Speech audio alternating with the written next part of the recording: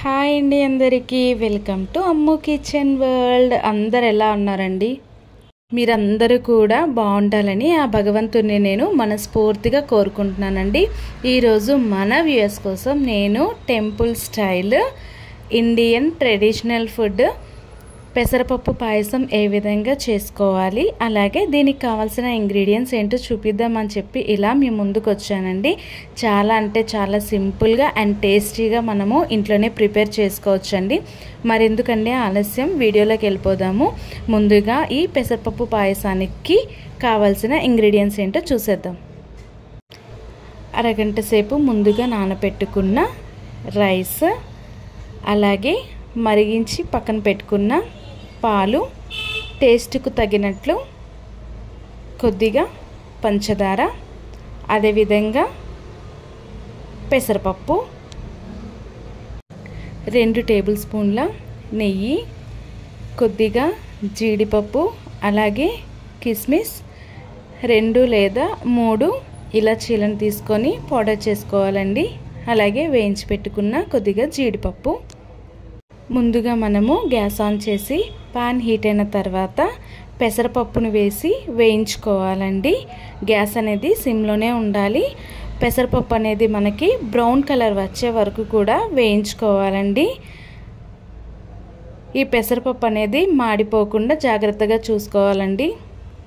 వేయించి పక్కన పెట్టుకున్న తర్వాత ఇప్పుడు అదే పాన్లోకి మనము ముందుగా తీసుకున్న నెయ్యిని వేసుకోవాలండి. ఈ నెయ్యి కొద్దిగా హీట్ అయిన తర్వాత దీనిలోకి జీడిపప్పు అలాగే కిస్మిస్లను కూడా వేసుకొని మనము వేయించుకోవాలండి.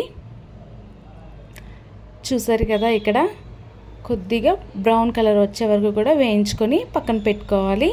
ఇప్పుడు అదే పాన్లోకి ముందుగానే మనము నానబెట్టుకున్న రైస్ను కూడా వేసేసుకోవాలండి. దాని తర్వాత మనము ముందుగా వేయించి పెట్టుకున్న పెసరపప్పును కూడా వేసేసుకోవాలండి.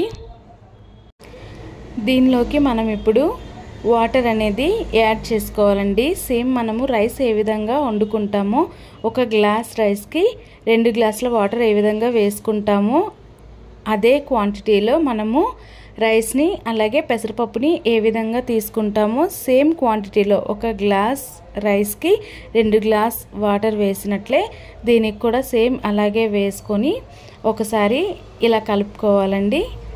ఈ విధంగా కలుపుకున్న తర్వాత మనము వీటంతటిని కూడా ఇలాగా కలుపుకున్న తర్వాత గ్యాస్ అనేది హైలో పెట్టుకొని ఉడికించుకోవాలండి. ఒక 5 మినిట్స్ ఉడికిన తర్వాత మీరు ఇక్కడ చూసినట్లయితే ఈ విధంగా ఉడుకుతుంది కదండి. ఇప్పుడు దీన్ని మనము ఇంకొకసారి కలుపుకొని గ్యాస్ అనేది సిమ్లో పెట్టుకొని మూత పెట్టుకొని మనము రైస్ ఎలా అయితే ఉడికించుకుంటామో సేమ్ అదే విధంగా ఉడికించుకోవాలండి. చూసారు కదా, ఈ విధంగా రైస్ అనేది మనకి ఉడికిపోయిందండి. మీరు ఇక్కడ చూసినట్లయితే సేమ్ మనము రైస్ ఏ విధంగా ఉడికించుకుంటామో సేమ్ అలాగే ఈ పెసరపప్పు రైస్ కూడా ఉడికిపోయిందండి. మీరు ఇక్కడ అబ్జర్వ్ చేసినట్లయితే రైస్ అనేది స్మూతీగా ఉడికిపోయిందండి. ఇప్పుడు దీనిలోకి మనము ముందుగానే మరిగించి పక్కన పెట్టుకున్న మిల్క్ కూడా యాడ్ చేసేసుకుందామండి. చూసారు కదా, ఈ పాలని వేసేసిన తర్వాత ఒకసారి ఈ రైస్ని అంతటినీ కూడా ఈ విధంగా కలుపుకోవాలండి. మీరు ఇక్కడ చూసినట్లయితే గ్యాస్ అనేది సిమ్లోనే ఉంచుకోవాలండి. సిమ్లో పెట్టి ఈ రైస్ని ఈ విధంగా కలుపుకోవాలండి. దీనిలోకి మనము షుగర్ని కూడా వేసేసుకోవాలి. షుగర్ అనేది మీ టేస్ట్కి తగినట్లు చెక్ చేసుకొని వేసుకోవాలండి. చూసారు కదా, ఇక్కడ షుగర్ని కూడా యాడ్ చేసేసానండి. షుగర్ కూడా వేసేసిన తర్వాత ఒకసారి మనము ఈ రైస్ అంతటినీ కూడా గ్యాస్ అనేది సిమ్లోనే పెట్టుకోవాలండి. ఈ రైస్ అంతటినీ కూడా ఈ విధంగా కలుపుతూ ఉండాలండి. చూసారు కదా, ఈ విధంగా కలుపుతూ ఉడికించుకోవాలండి. ఒక 3 నిమిషాలు ఉడికిన తర్వాత ఇక్కడ చూసినట్లయితే మీరు ఈ విధంగా ఉడుకుతుందండి. దీన్ని మనము గ్యాస్ అనేది సిమ్లో పెట్టుకొని అడుగు అనేది మాడిపోకుండా కలుపుతూ ఉండాలండి. మీరు ఇక్కడ అబ్జర్వ్ చేసినట్లయితే షుగర్ అనేది పూర్తిగా ఇందులో మెల్ట్ అయిపోయి పాలు అనేవి కొద్దిగా రైస్కి అబ్జర్వ్ అయ్యే వరకు కూడా మనము ఈ విధంగా కలుపుకోవాలండి. గ్యాస్ అనేది సిమ్లోనే పెట్టుకోవాలి, ఇది మాత్రం గుర్తుపెట్టుకోండి. కలుపుతూ ఉండాలండి. మీరు ఇక్కడ చూసినట్లయితే ముందు కన్నా ఇప్పుడు కొద్దిగా ఆ పాలు అనేవి కొంచెం డ్రై అయినట్టు కనిపిస్తుంది కదండి. ఈ మిశ్రమం అనేది ఈ విధంగా తిక్కుగా అవ్వాలండి. మీరు ఇక్కడ అబ్జర్వ్ చేసినట్లయితే పాలన్నీ ఇంకిపోయి షుగర్ కూడా ఆ రైస్లో మెల్ట్ అయిపోతుందండి. చూసారు కదా. ఇప్పుడు మనము ఇదే టైంలో ముందుగానే పొడి చేసి పెట్టుకున్న ఇలాచీ పౌడర్ని కూడా వేసేసుకోవాలండి. అదేవిధంగా మనము నెయ్యిలో వేయించి పెట్టుకున్న జీడిపప్పు కిస్మిస్ను కూడా వేసేసుకోవాలి. ఒక్కసారి ఈ మిశ్రమాన్ని అంతటిని కూడా ఈ విధంగా కలుపుకోవాలండి. ఇక్కడ చూసారు కదా, మనకి పెసరపప్పు పాయసం అనేది రెడీ అయిపోయిందండి. కొద్దిసేపు ఉడికించుకోవాలండి పాలు షుగర్ వేసేసిన తర్వాత.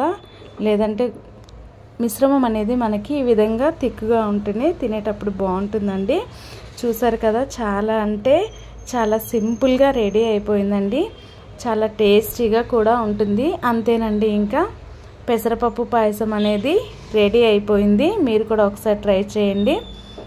టెంపుల్ స్టైల్ పెసరపప్పు పాయసం అనేది చూసారు కదా, చాలా అంటే చాలా సింపుల్గా మనము ఇంట్లోనే ప్రిపేర్ చేసుకోవచ్చండి. చాలా టేస్టీగా కూడా ఉంటుంది. అండ్ ఫస్ట్ టైం మీరు నా వీడియోస్ చూసినట్లయితే లైక్ చేయండి, షేర్ చేయండి, సబ్స్క్రైబ్ చేసుకోండి. అలాగే మీకు ఏదైనా తయారీ విధానం కావాలి అనుకున్నట్లయితే కామెంట్ సెక్షన్లో కామెంట్ చేయండి. సో చూసారు కదా ఫ్రెండ్స్, మీరు కూడా ఒకసారి నాలాగా ట్రై చేయండి. చాలా సింపుల్గా అండ్ టేస్టీగా కూడా ఉంటుంది. మరెందుకండి ఆలస్యం, మీరు కూడా నాలా ట్రై చేసి ఎలా వచ్చిందో కామెంట్ చేయండి.